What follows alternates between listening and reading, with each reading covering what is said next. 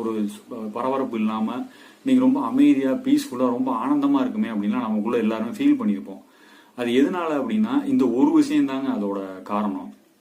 அதாவது மகான்களாக இருக்கட்டும் இல்லை யோக நிலைக்கு போனவங்க எல்லாருமே நம்மளுடைய ஆறாவை அவங்களால சரி பண்ண முடியும். சரிங்க, இது எப்படியுமே சாத்தியமாகுமா அப்படின்னா நம்ம அவங்களுக்கு போற ஒரு வாய்ப்பு கிடைக்கிறப்ப இது சாத்தியமாகும்.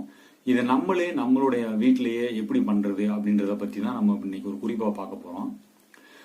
இது எப்படி ரொம்ப ஈஸியா சரி பண்றது அப்படின்னா, சமுத்திரத்துல போய் குளிச்சுட்டு வந்தோம் அப்படின்னா நம்ம ஆறாவில் இருக்கிற நெகட்டிவ் எனர்ஜி இது எல்லாமே ரொம்ப சூப்பரா சரியாயிருங்க.